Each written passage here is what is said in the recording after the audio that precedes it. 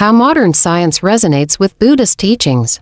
In today's world where modern science is constantly evolving, many scientific discoveries have resonated deeply with Buddhist teachings. Through the exploration of consciousness, matter, and the universe, science has gradually revealed some truths similar to those taught by the Buddha. Let's explore how modern science corroborates the profound wisdom of Buddhism from both micro and macro perspectives. Part 1. Buddha sees 84,000 insects in a bowl of water.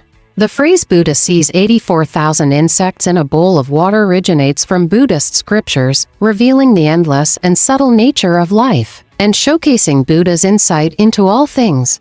The meaning of this phrase is that when Buddha looks at a bowl of clear water, he can perceive the countless tiny lives within it, 84,000 minuscule beings that ordinary people cannot detect. This phrase conveys several core concepts of Buddhism. 1.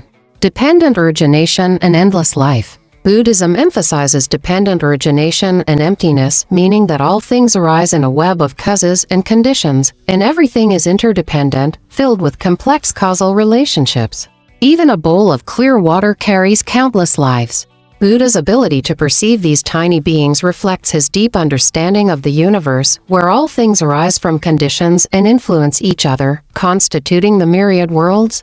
Modern science, through microscopes, has also revealed this truth. What appears to be nothing in clear water is actually teeming with various microorganisms, bacteria, and other life forms. This resonates with Buddhism's emphasis on endless life. 2. Compassion and equality of all beings. This phrase reflects Buddha's great compassion and mercy. His awareness of 84,000 lives in a bowl of water embodies the Buddhist concept of equality of all beings. Buddha not only cares for larger lives such as humans, animals, etc., but also pays attention to those minuscule life forms, meaning that all lives, regardless of their size or status, have the right to exist, and Buddha treats them equally. The Buddhist precept of not killing is closely related to this. Buddha teaches his disciples to respect every life, even those seemingly insignificant microorganisms, reflecting Buddhism's equal care for all beings. 3.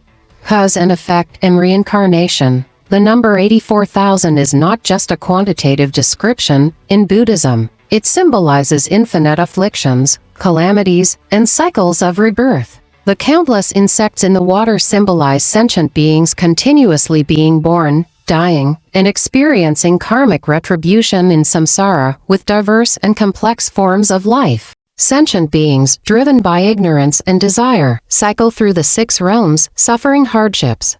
This also reveals Buddha's teachings that beings need to practice to break free from samsara, overcome 84,000 afflictions, and achieve liberation.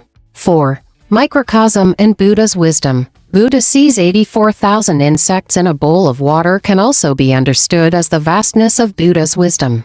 His wisdom can penetrate appearances to see the essence of things, seeing what ordinary people cannot perceive in the microcosm.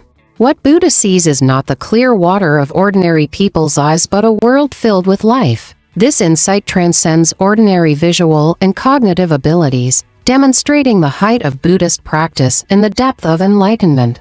Modern science's microscopes allow people to see the mysteries of the microcosm, resonating with the microorganisms Buddha spoke of. Buddhist wisdom is not limited to visible things but extends to more subtle and refined levels, resonating with scientific efforts to explore the microcosmic realm. 5. Emptiness and impermanence. This phrase also reflects the Buddhist concept of emptiness. The insects in the water exist, but because they are too small to perceive, Buddha uses this to remind his disciples that all things in the world are constantly changing. Ordinary beings are deluded by appearances and cannot see the essence of things. The 84,000 insects in the water symbolize countless subtle lives and phenomena, which are not fixed or permanent but are in constant flux. This is precisely the Buddhist concept of emptiness. Things seem to have existence on the surface, but in reality, they have no independent, eternal entity but depend on countless conditions and fates. Beings must practice to see through appearances to the impermanence and illusion of things to truly achieve liberation. Buddha sees 84,000 insects in a bowl of water is not just a description of Buddha's supernatural powers and wisdom but also expresses Buddhism's equal compassion. For all sentient beings, a profound understanding of cause and effect and reincarnation, and an insight into dependent origination, impermanence, and emptiness.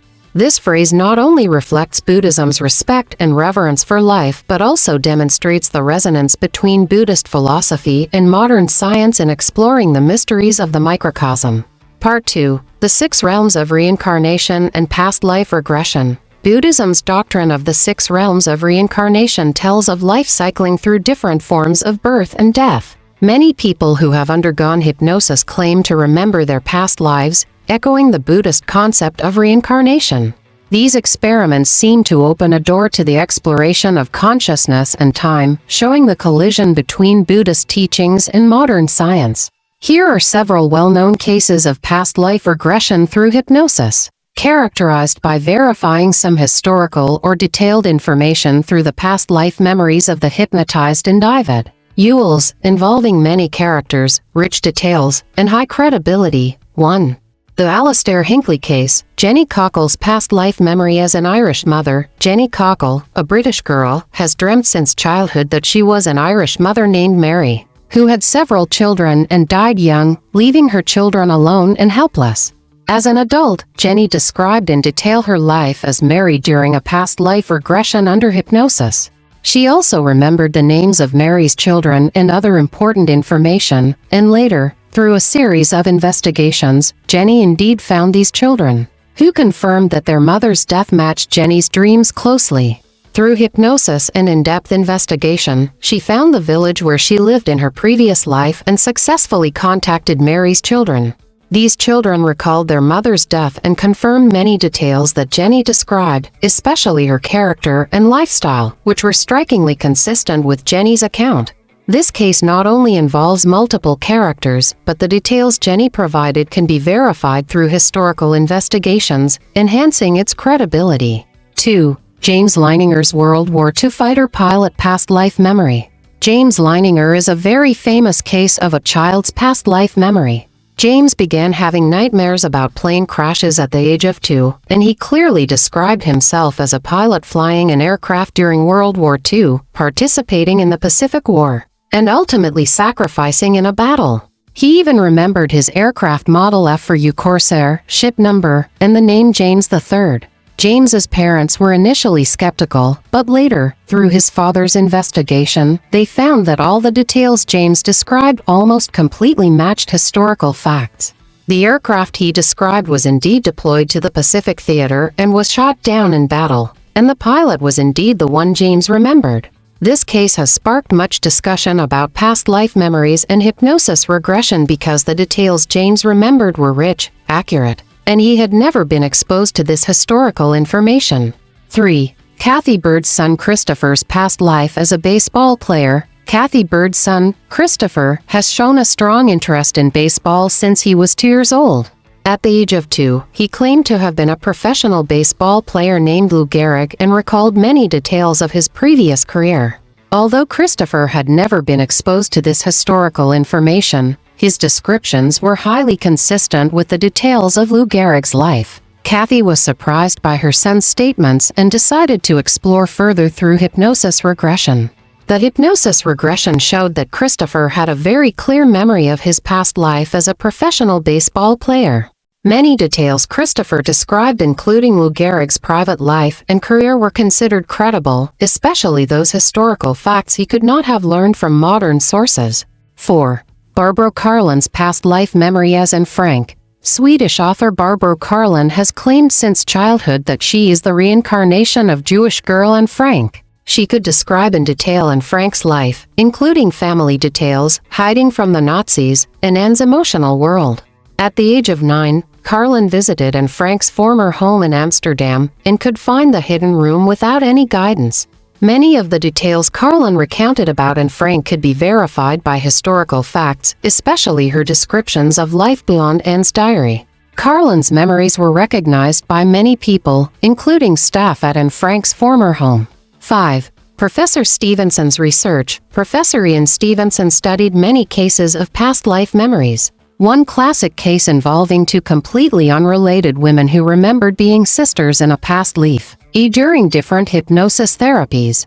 Female A. Under hypnosis, female A described living in a small village with family members including parents and a younger sister. She detailed the village environment, house structure, and some daily life details. Female B. Female B also described a similar scene under hypnosis, mentioning she had an older sister with whom she grew up in the village. Her descriptions matched female E's in terms of time, place, and events. Professor Stevenson found many matching details by comparing the two women's accounts. 6. Dr. Brian Weiss's research. Dr. Brian Weiss's research included to patients from different countries who remembered being close friends in a past life during hypnosis therapy. Patient X. Patient X remembered being a medieval merchant during hypnosis therapy, mentioning he had a close friend with whom he did business. Patient X detailed their caravan, traded goods, and their friendship. Patient Y.